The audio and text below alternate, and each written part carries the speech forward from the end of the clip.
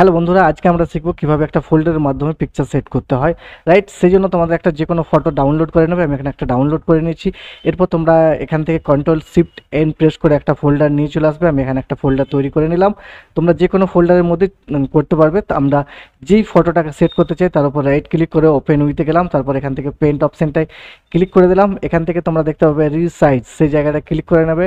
এখানে দেখবে হরিজন্টাল অপশানে 60 টাইপ করবে। 60 করার পর এখানে ওকেতে প্রেস করে দেবে। এরপর তোমরা ফাইল থেকে গিয়ে এখানে সেভ অ্যাজে যাবে। সেভ অ্যাজে আদার ফরম্যাটস অপশানটায় ক্লিক করে দেবে। তারপর তোমরা যেখানে এটাকে সেভ করে রাখতে চাও সেটাতে সেই ফোল্ডারটা সেট করে নেবে। এরপর তোমরা সেভ অ্যাজ টাইপে গিয়ে এখান থেকে 24 বিট অপশানটা সিলেক্ট করে সেভ ক্লিক করে দেবে। এরপর এটাকে কেটে দিলাম। এরপর যেই ফোল্ডারটায় সেট করতে চাও পিকচারটা, সেখানে গিয়ে তোমরা এখানে প্রপার্টিসে চলে যাবে। প্রপার্টিসে যাওয়ার পর এখানে যে কাস্টমাইজ অপশান পাবে সেখানে চলে যাবে। চেঞ্জ আইকনে ক্লিক করবে। এখানে ব্রাউজ অপশানটায় ক্লিক করবে। এখানে তোমরা যে এটা দেখতে পাচ্ছ এখানে লিখবে, এখানে ফ্লোয়ার লিখবে।